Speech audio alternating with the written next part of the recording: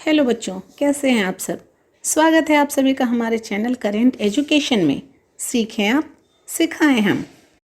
बच्चों, आज जो कहानी मैं आप सबके लिए लेकर आई हूँ उसका नाम है पिनोकियो। बहुत समय पहले की बात है। एक शहर में एक व्यक्ति रहता था। वह लकड़ी के खिलौने बनाता और उसे बेचता था और उसी से अपना गुजर बसर करता था। बच्चों को उसके बनाए खिलौने बहुत पसंद आते थे। उस व्यक्ति का नाम था जपेटो। जपेटो की कोई औलाद नहीं थी। उसके मन में हमेशा से यह इच्छा थी कि अगर मेरा एक बेटा होता तो कितना अच्छा होता। एक दिन उसके मन में ख्याल आया कि क्यों ना मैं लकड़ी से एक गुड्डा बनाऊं। दूसरे दिन वह जंगल से एक मोटा लकड़ी का टुकड़ा ले आया और अपने हाथों के शानदार कला का प्रदर्शन करते हुए उसने एक गुड्डे के आकृति का खिलौना जैसा बनाया। जब वह खिलौना तैयार हुआ तो उसे देखकर झपेटो बहुत खुश हुआ और बोला, अरे वाह, यह तो बहुत ही सुंदर है। यह तो बिल्कुल मेरे बेटे जैसा लग रहा है। इसे मैं बेचूंगा नहीं, हमेशा अपने साथ रखूंगा। जपेटो ने उस खिलौने का नाम रखा पिनोकियो। उस रात को जपेटो पिनोकियो को अपने साथ ही रखकर सोया। रात के समय वहाँ एक परी प्रकट हुई। उसने अपनी जादू से पिनोकियो में जान डाल दिया। पिनोकियो ने आंखें खोली और वह कूदकर परी के पास आया और उन्हें प्रणाम करके बोला, परी, आपने मेरे अंदर जान डाली। मैं हमेशा आपका शुक्रगुजार रहूँगा। परी ने कहा, हाँ पिनोकियो, अब तुम एक अच्छे बच्चे बनकर अपने पिता का ख्याल रखना। उन्हें परेशान मत करना। जब तुम एक अच्छे बच्चे होने का प्रमाण दे दोगे तब मैं तुम्हें एक बहुत ही अच्छा सा उपहार दूंगी। यह कहकर परी वहाँ से गायब हो गई। सुबह जब जपेटो की आंखें खुली तो उसने देखा कि पिनोकियो उसके सामने खड़ा होकर उसे देख रहा है। यह देखकर जपेटो को बहुत ही खुशी मिली। उसने खुशी से बोला, अरे वाह, मेरा पिनोकियो तो जीवित हो उठा। यह मेरा बेटा बनकर हमेशा मेरे साथ रहेगा। उसके बाद से पिनोकियो और जपेटो एक साथ रहने लगे। जपेटो उसके साथ खेलता, उसे बड़ा ही मज़ा आता। उसने पिनोकियो का दाखिला स्कूल में भी करवा दिया था। एक दिन पिनोकियो ने अपने पिताजी से कहा, पिताजी, मुझे स्कूल की किताबें चाहिए। जपेटो ने जब अपने जेब में हाथ डाला तो उसका जेब बिल्कुल खाली था। उसके पास पैसे नहीं थे। इसीलिए उसने अपना इकलौता कोट बेच दिया और पिनोकियो को पैसे किताब के लिए दे दिए। पिनोकियो खुशी खुशी स्कूल के लिए निकला। वह बाजार से होकर गुजर रहा था। तभी उसने एक जगह काफ़ी भीड़ जमा देखी। वह जब आगे गया तो उसने देखा कि सामने एक सर्कस का तंबू है। लोग उसे देख रहे हैं। तंबू के गेट पर एक जोकर टिकट्स लेके खड़ा था। पिनोकियो जब तंबू के अंदर जाने लगा तो उस जोकर ने उसे रोका और उससे टिकट लेने को कहा। पिनोकियो ने सोचा कि पिताजी ने जो किताब के लिए पैसे दिए हैं, क्यों ना उससे मैं यह सर्कस देख लूं, बड़ा मज़ा आएगा। यह सोचकर उसने पैसों से टिकट ले लिए और अंदर चला गया। वहाँ उसने जादू का खेल देखा, भालू को साइकिल की सवारी करते देखा। उसे बड़ा ही मज़ा आ रहा था। तभी सर्कस मास्टर की नज़र उस पर पड़ी। उसने सोचा, अरे वाह, यह तो लकड़ी का जीता जागता कठपुतली है। मैं इसे पकड़कर अपने सर्कस में रखूँगा। अब मुझे कठपुतली के नाच दिखाने के लिए और लोगों की आवश्यकता नहीं पड़ेगी।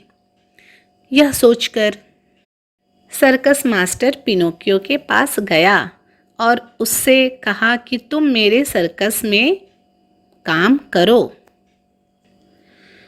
यह सुनकर पिनोकियो घबरा गया और उसने सर्कस मास्टर को बताया कि वह तो स्कूल के लिए निकला था। सर्कस मास्टर ने पूछा कि जब तुम स्कूल के लिए निकले थे तो यहाँ क्या कर रहे हो? तो पिनोकियो ने अपनी सारी बातें बता दी और उससे क्षमा मांगी। यह सुनकर सर्कस मास्टर ने पिनोकियो को स्कूल जाने को कहा और उसे कुछ सोने के सिक्के भी दिए। वहाँ से निकलकर पिनोकियो जंगल के रास्ते से स्कूल जा रहा था। तभी उसे रास्ते में एक चालाक लोमड़ी और एक बिल्ली मिली। उन लोगों ने पिनोकियो को अच्छे अच्छे पकवान खिलाने का लालच दिया। पिनोकियो फिर अपने पिता की बातें भूल गया और उनके पीछे चल दिया। वे दोनों पिनोकियो को लेकर एक गड्ढे के पास पहुँचे और उससे सोने के सिक्के छीनने लगे। इसी छीना झपटी में पिनोकियो उस गड्ढे में गिर गया और पछतावा करने लगा कि ये मैंने क्या कर दिया। मैंने अपनी पिताजी की बातें नहीं मानी। मुझे सीधा स्कूल जाना चाहिए था। अब मैं किस चक्कर में पड़ गया हूँ। यह मेरी ही गलती है। तभी वहाँ परी प्रकट हुई। उसे देखकर पिनोकियो खुश हो गया। परी ने पूछा, पिनोकियो, तुम यहाँ कैसे आ गए और इस गड्ढे में कैसे गिर गए? पिनोकियो ने बोला, कुछ चालाक जानवर मुझे जबरदस्ती पकड़कर ले आए। उसने मुझसे सोने के सिक्के भी छीन लिए और मुझे इस गड्ढे में गिरा दिया। जब पिनोकियो ने ऐसा कहा तो अचानक से उसकी नाक लंबी होती चली गई। यह देख पिनोकियो घबरा गया और बोला, अरे अरे, ये मेरी नाक क्यों लंबी हो रही है? तब परी ने कहा, पिनोकियो, यह तुम्हारी सजा है। तुमने मुझसे झूठ बोला और जब जब तुम झूठ बोलोगे तब तब तुम्हारी नाक लंबी हो जाएगी और जब तुम सच बोलोगे तब तुम्हारी नाक पहले जैसी सामान्य हो जाएगी। तब पिनोकियो ने परी को सॉरी कहा और सारी बातें सच्ची सच्ची बता दी। सच बोलने के बाद पिनोकियो की नाक पहले जैसी छोटी और सामान्य हो गई। परी ने अपने जादू से पिनोकियो को उस गड्ढे से बाहर निकाल दिया और कहा, पिनोकियो, अच्छे बच्चे बनने का प्रमाण मुझे दो, तब मैं तुम्हें एक अच्छा सा उपहार दूंगी। यह कहकर परी वहाँ से गायब हो गई। पिनोकियो फिर अपने स्कूल के रास्ते को चल पड़ा। रास्ते में उसे उसका दोस्त लियो दिखाई दिया। लियो ने पिनोकियो से पूछा, अरे पिनोकियो, कहाँ जा रहे हो? पिनोकियो ने कहा, मैं तो स्कूल जा रहा हूँ। तब लियो बोला, अरे स्कूल जाकर क्या करोगे? चलो मेरे साथ, मैं जहाँ जा रहा हूँ वहाँ तुम्हें बहुत मज़ा आएगा। पिनोकियो ने उससे पूछा, तुम कहाँ जा रहे हो? लियो बोला, मैं तो टॉयलैंड जा रहा हूँ। वहाँ बहुत मज़ा आता है। वहाँ अच्छी अच्छी खाने की चीज़ें होती हैं, चॉकलेट्स, आइसक्रीम होती हैं, बहुत सारे खिलौने होते हैं, झूले होते हैं और वहाँ हमें कोई डांटता भी नहीं, कोई किसी काम को करने के लिए मना भी नहीं करता। तुम मेरे साथ चलो, तुम्हें वहाँ बहुत मज़ा आएगा। लियो की बातें सुनकर पिनोकियो का दिल फिर डोल गया और वह सारी बातों को भूलकर लियो के साथ चल पड़ा। टॉयलैंड पहुंचकर उन्होंने बहुत मस्ती की, बहुत खेलकूद किया, झूले भी झूले। तभी पिनोकियो को एहसास हुआ कि उसकी पूंछ और कान निकल आए हैं, बिल्कुल गधे की तरह। पिनोकियो यह देखकर घबरा गया। तभी उसकी नज़र एक आदमी पर पड़ी जो कि कुछ गधों के साथ जा रहा था। पिनोकियो समझ गया कि यह टॉयलैंड वास्तव में कोई टॉयलैंड नहीं था। यह तो एक दुष्ट व्यापारी जो कि गधे का व्यापार करता था, उसके द्वारा बुना गया जाल था। वह बच्चों को बहला फुसलाकर अच्छी अच्छी चीज़ों का लालच देकर इस टॉयलैंड में बुलाता था और उन्हें गधे में बदल देता था।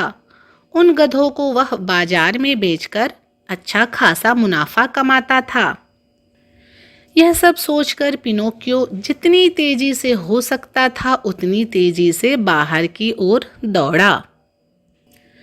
जब वह घर से थोड़ी दूर था तब उसने कुछ लोगों को बातें करते सुना कि उसके पिताजी उसे बहुत देर से ढूंढ रहे हैं।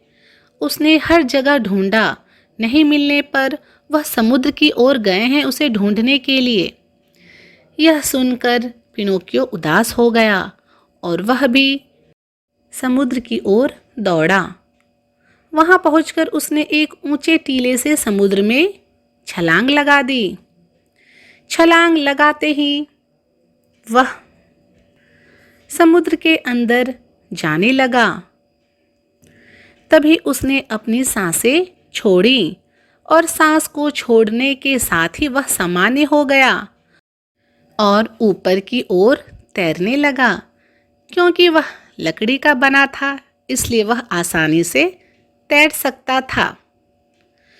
तभी उसे एक बड़ी मछली ने निगल लिया। वह उसके पेट में बैठा बैठा सोच रहा था कि काश मैंने अपने पिताजी की बातें मानी होती। तभी उसे सामने उसके पिताजी दिखाई दिए। पिताजी ने पिनोकियो को जीवित देखा तो बहुत खुश हुए। अब वे दोनों सोचने लगे कि इस मछली के पेट से बाहर कैसे निकले। तभी उन्होंने देखा कि मछली के पेट में जो पानी था उसमें कुछ लकड़ियां तैर रही थीं। पिनोकियो के पिताजी ने उन लकड़ियों को इकट्ठा करके आग जला दी। उस आग के धुएं से मछली को खांसी हुई और जैसे ही उसने खांसा, उसके खांसते ही पिनोकियो और उसके पिताजी बाहर निकल आए और दोनों तैरते हुए किनारे पर आ गए।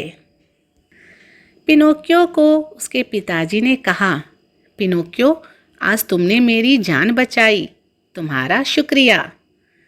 फिर पिनोकियो ने कहा, पिताजी, शुक्रिया की कोई बात नहीं, मैं तो आपका बेटा हूं ना, और बेटे का फर्ज होता है कि वह अपने पिताजी का ख्याल रखे।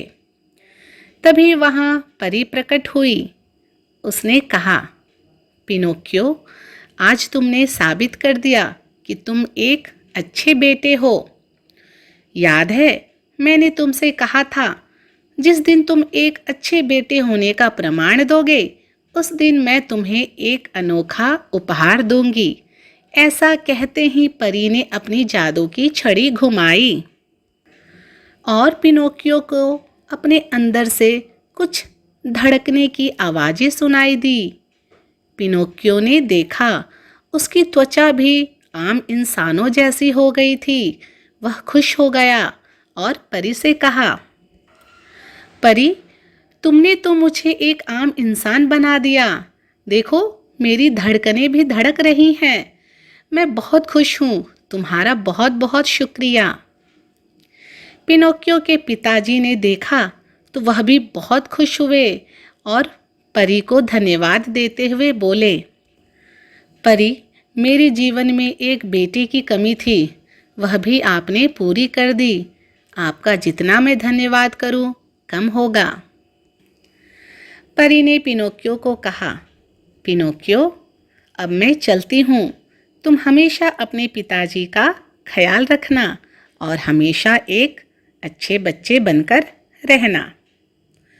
तो बच्चों, ये कहानी यहीं पर ख़त्म होती है। आपको यह कहानी कैसी लगी ज़रूर बताइएगा। तो जल्दी से इस वीडियो को लाइक करें, शेयर करें, कमेंट करें। और जिसने अभी तक सब्सक्राइब नहीं किया है वह जल्दी से सब्सक्राइब करे। तो मिलते हैं अपने नेक्स्ट वीडियो में एक अच्छी सी मज़ेदार कहानी के साथ। धन्यवाद।